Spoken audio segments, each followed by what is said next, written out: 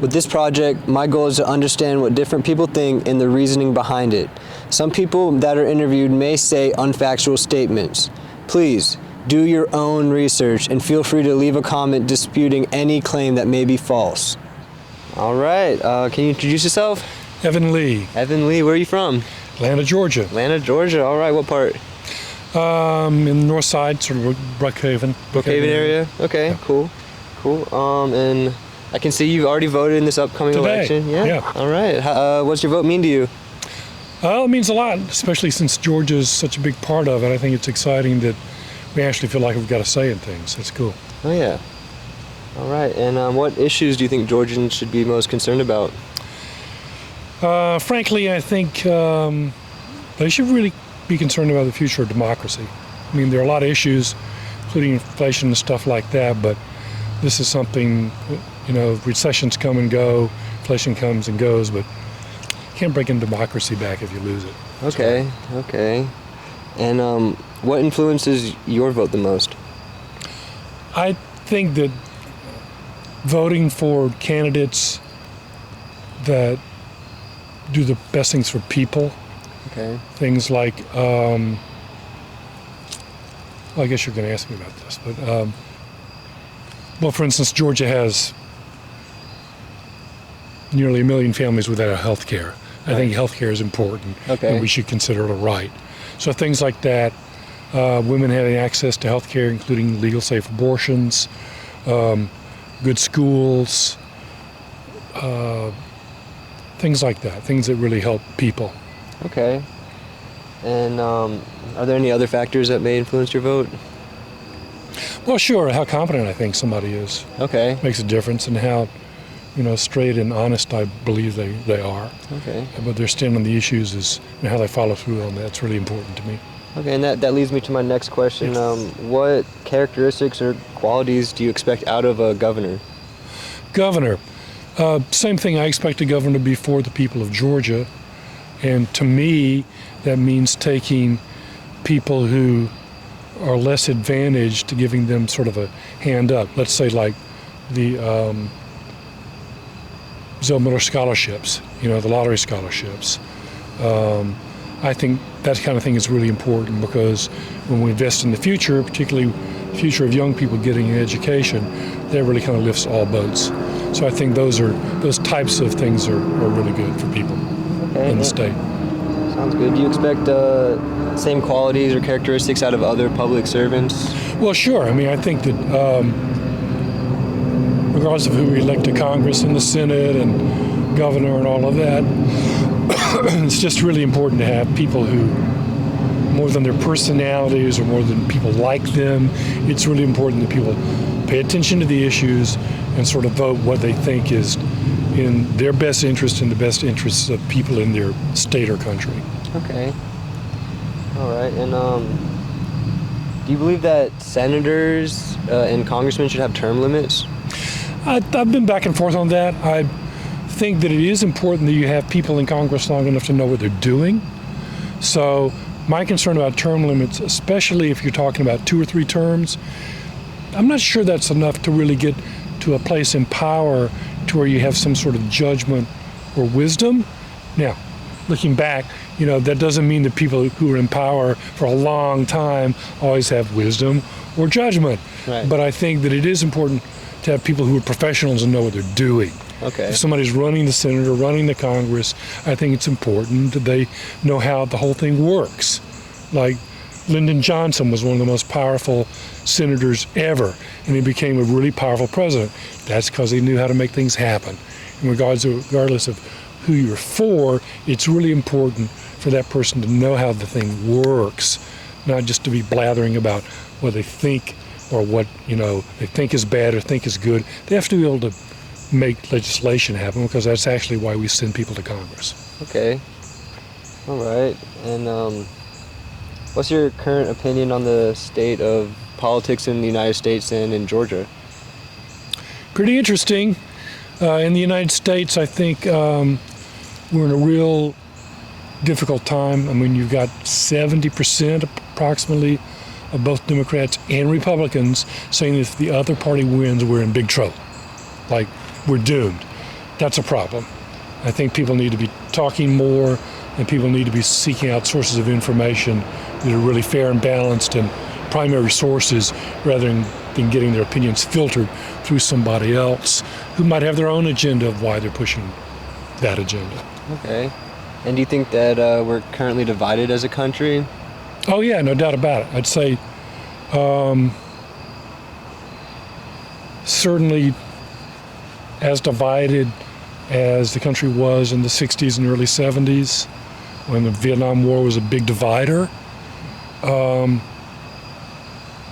And that led to some violence at home, but it wasn't quite like now when you've got like a fairly high percentage of people saying that we're going to have a race war or we're going to have a civil war. That's very serious stuff. And people who say, well, just tear it down and build it back up. Problem is you can't control it once it gets started. You know, evidence the American Civil War, people are saying this will be over by Christmas. No, it wasn't over by Christmas, and it destroyed half the country. So we have to be really careful about how we protest and how we decide it's just all going to hell and we're going to blow it off and start over, because it never goes the way you want it to. Right. It's always surprises. Okay, so along what lines do you think we're divided? Well, it's mostly by, Republican and Democrat are the two main parties, so they're very divided on what's important. I mean, traditionally in the last, 40, 50 years, Republicans have been very big for what they call small government and lowering taxes. But I haven't seen the taxes go down a whole lot for normal people. I've seen it go down for really wealthy people. And I've seen that the working people are struggling. So I think that's where the divide is. But the class divide, I don't think the people always vote for their interests. I think that the people above them who are wealthy and political and things like that tell them things they want to hear, but then don't really deliver. Okay. Or they talk about cultural war issues that don't really matter, woke and race theory and all that sort of stuff. That's kind of smoke and mirrors as far as I'm concerned. What about help for the people? What about education? What about jobs? Okay. That's what I'm more concerned about. Okay. And do you believe that the last election was stolen or rigged? I do not believe it was stolen or rigged. And I agree with all the Republicans in Georgia at the highest levels who validated that. And so people who think that it was stolen really need to, in my opinion, find some real credible evidence for that, because there's been a whole lot of, the former President Trump filed 61 lawsuits, 60 of them were dismissed by federal judges, including Trump appointees. And so you can see that nothing's been proved. People still talking about theories and stolen things and all kinds of things like breaking into drop boxes, which is kind of odd because I never heard of a U.S. postal box or a FedEx drop box being broken into. But all these theories have to have evidence behind them, and there's not been evidence to show that's true. And in fact, the courts have validated that. And like I say, in Georgia, from the governor on down, they said, no, this is a free and fair election. Okay. So I'm willing to accept that. All right. And how do you feel about what happened on January 6th, 2021? Well, I watched it on TV, so I know it happened. And at first there were people saying, well, it was Antifa and that sort of thing. No. The people who have testified, mostly Republicans, before the January 6th committee, the ones who were on the street said, we came because Trump told us to come. So I believe that, and there are people who are going to jail because of it. And so January 6th was an insurrection. It wasn't protected political speech. It was people, breaking into Congress, threatening to kill members of Congress and hang Mike Pence and hang Nancy Pelosi and killed several people, including a couple of officers, and did a lot of damage, and walking through the halls of Congress, the Senate, of the House of Representatives with a Confederate flag. That's never happened before. So I'm a Southerner to my bones, but the Confederacy is a little far from me. And there's no doubt about it that January 6th was an insurrection, and that was a treasonable event.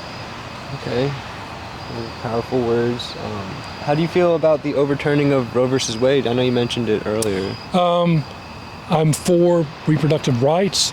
I definitely understand there's the right to life movement, but just like prohibition in the 1920s, it's not going to stop it.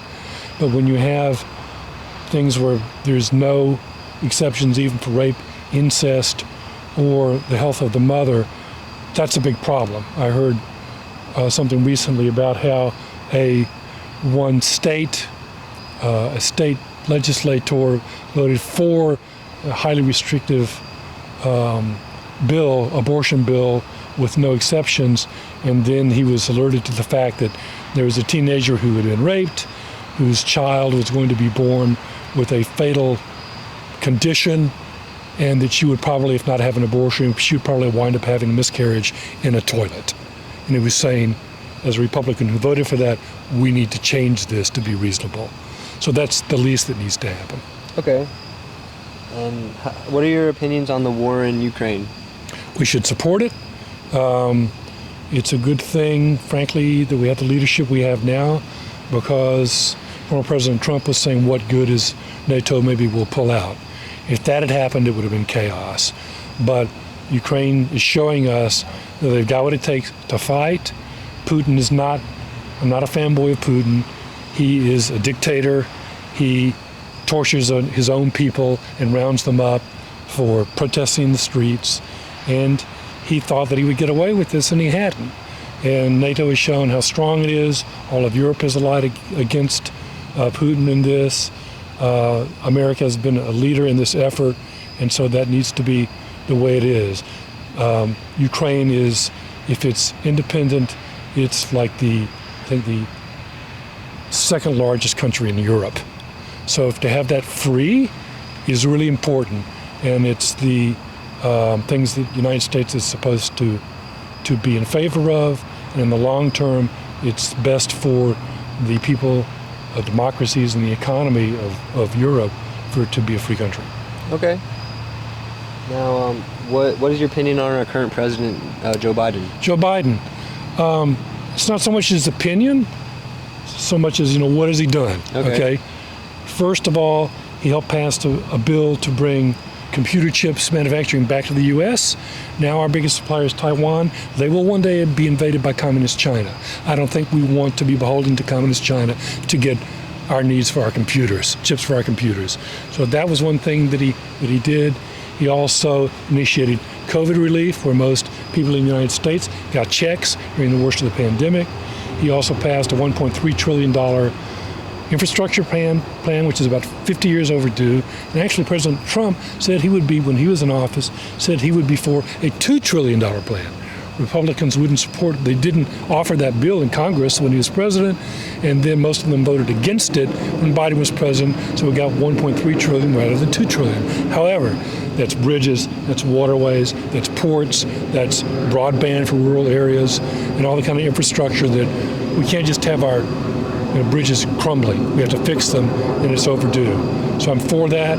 I'm for the fact that there was, that marijuana is, that Biden has pardoned people who have simple marijuana possession,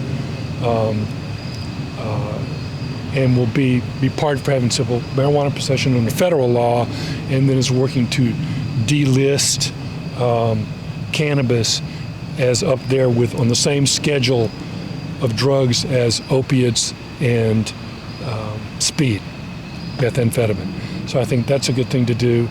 And so I think he's gotten kind of a bum rap, but just in terms of what he's done, those are the things he's done. I think those are good things. Okay.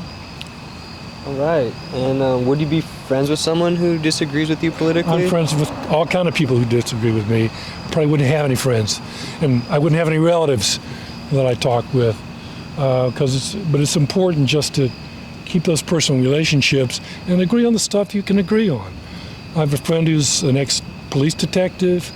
We've been friends forever, and we don't agree on politics. When we get together, I say, okay, if you list, 10 people in the government that you'd like to see get, the heave-ho. Your number one might be my number 10, but we're going to be on the same page with at least half of those. Okay. So I think we shouldn't take it all so seriously that we think everyone who disagrees with me has got to be wrong and I'm right all the time, because in both cases that's not true. So yeah, I can be friends. All right. And is there anything else you'd like to say to the audience? Get out and vote. All right. Well, thanks. It was a pleasure doing this with you, Evan. Thank you. All right.